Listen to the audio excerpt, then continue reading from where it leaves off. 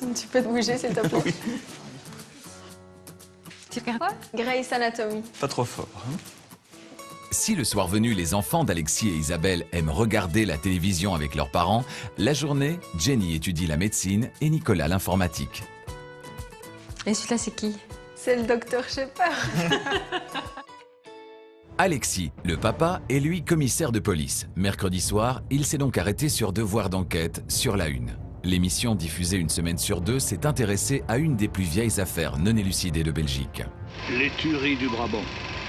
Près de 30 ans après les dernières attaques, le mystère hante toujours la Belgique. Moi, j'étais petite, hein. Ça veut dire quoi, ça? Moi, j'étais déjà vieux. Mais non, mais j'étais vraiment petite. J'en ai même jamais entendu parler. Pareil. Moi non plus.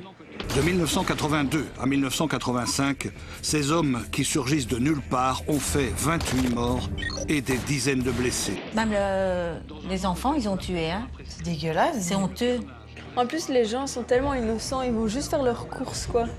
C'est scandaleux de faire ça. Hein. C'est fort à la mode dans les années 80, ça. Les groupes comme ça. Ce sont des gens qui n'ont plus de projet, ils se mobilisent. On dirait qu'ils retournent leur violence contre la société dans laquelle ils sont. C'est assez étonnant. Faute de coupables, les hypothèses se bousculent. Des prédateurs fous pour qui la vie d'un homme ne compte pour rien. Des terroristes qui voulaient déstabiliser le pays. C'était la panique totale, il y a des gens qui voulaient plus aller de l'Est. Ah, c'était assez... On avait rencontré quelqu'un qui avait été blessé. Oui, à cause de cette histoire? Oui, il a été blessé. Donc il était en train de faire ses courses. Et alors il y a un des tueurs qui l'a blessé. Punaise. Oui. Dans un an, peut-être, l'affaire sera prescrite. Et le carnage restera à tout jamais impuni. Si en 30 ans, ça n'a pas évolué, c'est pas maintenant que ça va évoluer. Hein. Donc ils n'ont plus qu'un an pour trouver les coupables, sinon... Sinon, c'est fini? Oui. Mais je veux dire, si on les trouve après cette date-là, Fini. on s'en fout, quoi. Voilà, prescription. T'as commis un meurtre, c'est valable toute ta vie. C'est pas parce que 30 ans ont passé que ça n'existe plus. C'est quand même aberrant, la justice. L'émission présentée par Malika Attar a dressé le portrait de Eric Lamers, un des suspects des tueries du Brabant, dont elle a obtenu une interview exceptionnelle. Il tombe dans les milieux d'extrême droite un peu par accident, quand un ami est tué lors d'une agression par des Marocains. Ça doit faire un choc quand même d'avoir tes amis qui se fait tuer. Oh, mais c'est pas pour ça que c'est lui qui doit faire le justicier non plus. Animé par la haine, il participe aux ratonnades contre des immigrés. Bon, moi j'ai frappé sur la tête du type jusqu'à ce qu'il arrête d'hurler pendant que quelqu'un lui arrachait les yeux avec un tesson de bouteille. Oh, mais c'était un meurtre, hein, mon ami, là. Excuse-moi, mais bon. Ben, il était influencé, paraît-il. Est influencé qui veut. Hein. Pas commettre de tels actes, c'est grave. Hein. Et celui qui a donné le coup fatal? Bah, il n'y a pas eu de coup fatal. C'est un médecin qui a donné le coup fatal en le soignant mal. Qu'est-ce que c'est que ce discours? C'est épouvantable d'entendre un truc pareil. Comme toi, tu racontes comment t'as fait ta sauce aux spaghettis, ben lui, il décrit comment il a tué quelqu'un. C'est choquant, je trouve.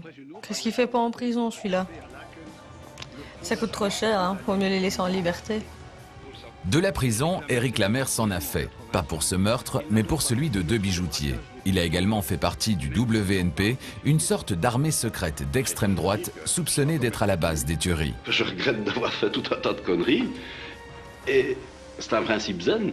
La troisième étape, c'est d'essayer de réparer, dans la mesure du possible, le mal qu'on a fait. Le principe zen maintenant. Enfin, on est en plein délire, quoi. Il est fou.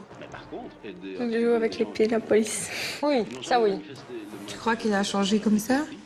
Non, quand tu vois comme il sourit, là, c'est jamais... Il a l'air faux et manipulateur. Hein. Je ne sais pas si ça fait de moi une balance ou pas, mais ce ne sont pas des complices. Mais je dois avoir un lien quelconque avec cette histoire et je ne sais pas lequel. C'est des gens qui... Oui, il connaît ces gens, je suis persuadé. Et il sait très bien qu'il a participé à des tueries et des assassinats. Il ne dit rien. On reste toujours sur notre faim. Est-ce qu'il a participé? Est-ce qu'il a été impliqué? Est-ce qu'il a été complice? Qu'est-ce qu'il en est avec lui? Il fait comprendre que non, mais... C'est assez étonnant de donner quand même une visibilité à des gens pareils. Ils n'en valent pas la peine, franchement. Cette affaire, c'est une épine dans le pied de la justice belge. Cela fait 29 ans qu'elle tente d'arrêter ces tueurs en vain.